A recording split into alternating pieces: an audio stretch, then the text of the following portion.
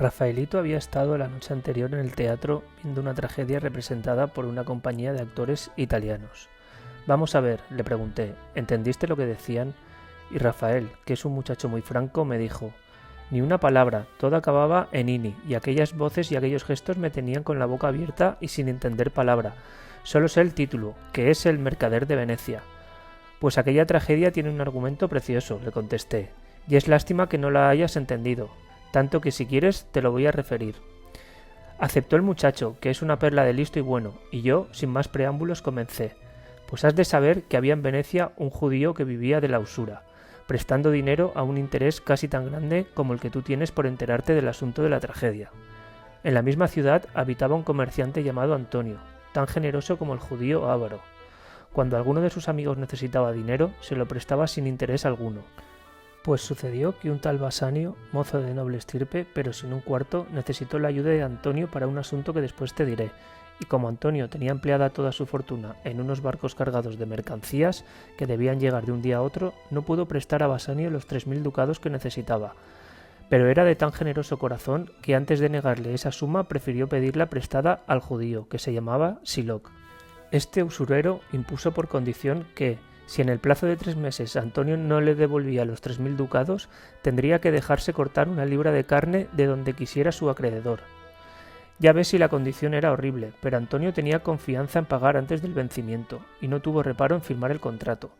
A todo esto había muerto en Belmonte, punto próximo a Venecia, un hombre tan rico como caprichoso, el cual, en su testamento, dejó mandado que su hija única, Porcia, se casara con el hombre que acertara a elegir de 3 cajas cerradas que dejaba, aquella en que estuviera el retrato de su heredera.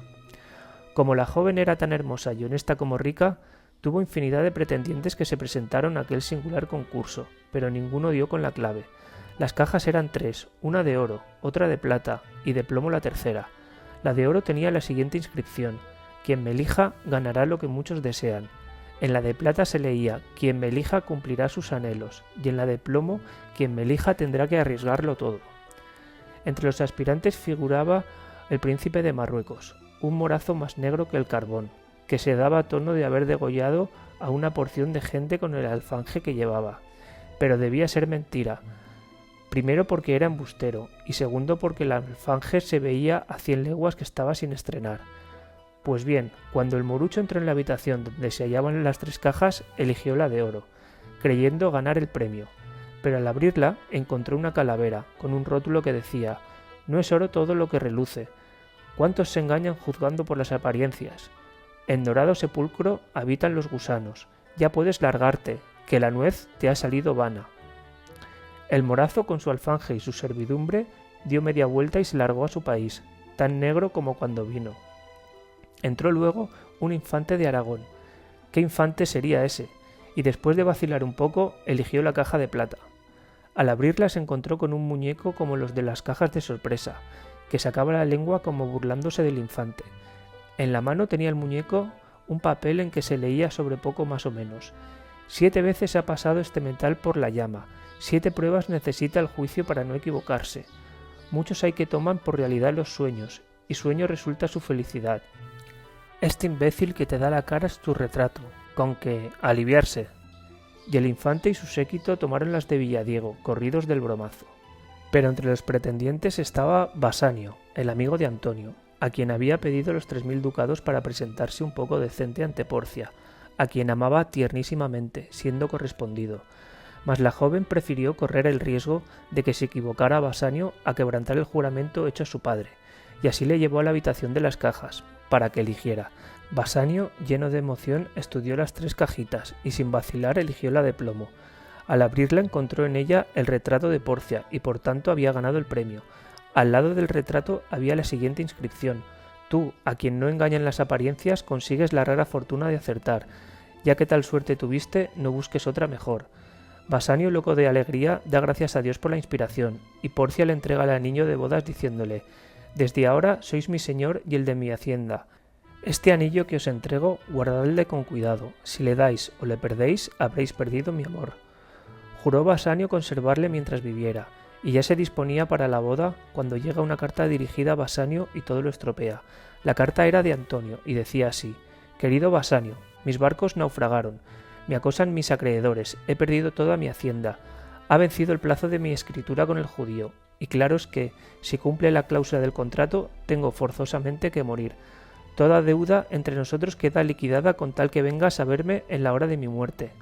Sin embargo, haz lo que quieras. Si nuestra amistad no te obliga a venir, tampoco te hará fuerza esta carta.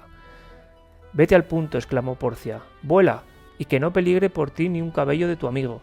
Él te prestó 3000 ducados, toma 30.000 y dalos al judío. Marcha Basanio presuroso a salvar a su amigo, y Porcia se disfraza de abogado y marcha a Venecia. Se hace anunciar como un letrado célebre, y llega a punto al acto de juicio. El dux de Venecia, que es el jefe de aquella república, preside el acto. En una tribuna se sienta el fingido abogado, y a poco entran Antonio, Siloc y Basanio. Este ofrece al judío darle triple, o cuádruple, o décuple cantidad de la que prestó, con tal que deje en paz a su amigo, que pidió el dinero para él, pero Siloc se mantiene inflexible. «No quiero dinero», exclama. «Quiero saciar mi venganza en este hombre, que ha tenido la desfachatez de prestar dinero sin réditos, causándome perjuicios y además se ha atrevido a llamarme judío sin corazón. Como tengo derecho a cobrarme en una libra de su carne, yo se la sacaré del corazón y en paz». Intercede el dux, y el judío rechaza todo arreglo, no quiere más que la libra de carne. Por fin habla el abogado, el cual lee el contrato y dice: «Siloc tiene razón». «Oh juez admirable», grita el judío, «bendita sea tu boca, eres un buen Daniel». «Pero ten humanidad», dice Porcia, que es el abogado, «y recibe el dinero que te ofrecen». «No quiero, lo que deseo es que se cumpla el contrato». «¿Lo quieres así? Pues no hay sino que te cobres. Prepara la cuchilla». Siloc saca su puñal y lo afila en la suela del zapato. «Pero fíjate, tienes derecho a una libra de carne, ni más ni menos. La echarás en la balanza, y como haya la centésima parte de una darme de más o de menos, eres hombre muerto, porque el dux te mandará ahorcar. Además, en el contrato solo se habla de carne, pero no de sangre, de modo que no viertas ni una gota, porque si una gota de sangre sale del cuerpo de Antonio, serán confiscados todos tus bienes». «¡Bravo, bravo!», exclamaron todos, menos el judío. ¿No decías que este abogado era un nuevo Daniel? Toma, Daniel. El judío atemorizado grita: «Bueno, dadme mi dinero y me voy». Pero Porcia exclama: «No le deis un céntimo». Antes no lo quiso, y ahora se le niega por cruel. Según la ley, todo aquel que directa o indirectamente atentare a la vida de un ciudadano de Venecia será decapitado, y sus bienes pasan mitad al Estado y la otra mitad al ofendido, de modo que sois hombre muerto. Pero el dux le perdona la vida, y Antonio renuncia a la indemnización, y el judío, corrido y avergonzado, se marcha como alma que lleva al diablo. Antonio y Basanio dan las gracias con gran efusión al abogado que acaba de salvar la vida al primero, y le ofrecen su fortuna, pero Porcia dice que no quiere sino el anillo que Basanio lleva al dedo. Resístese Basanio, porque es el que Porcia le diera en señal de matrimonio, mas al fin lo entrega, por no desairar a quien tanto ha hecho por su amigo. Antonio y Basanio marchan a Belmonte, pero antes que ellos llega Porcia, se quita el disfraz y luego de hacer como que se entera del juicio de Antonio, pregunta a su esposo por la sortija. Basanio se aturde, pero confiesa la verdad y después de algunas frases de reproche, saca Porcia del bolsillo la sortija y la devuelve a su esposo, recomendándole que no la vuelva a entregar. Se aclara el asunto. Porcia declara que el abogado era ella y Antonio le rinde el homenaje que el talento merece. Recíbese noticia del feliz arribo de los buques que Antonio tenía por los mares, y queda de nuevo rico y poderoso. Y colorín colorado, la tragedia ha terminado. «¡Ay, qué bonita!», exclama Rafael. «Pues he de verla de nuevo, y aunque hablen en griego los actores, yo me enteraré de la representación». «¿Y quién es el autor de esa obra?». «Guillermo Shakespeare, célebre actor y autor inglés, que asombró al mundo con su talento. Cuando estudies literatura, lee sus obras y formarás tu gusto literario». Dale like, suscríbete y hasta el próximo episodio.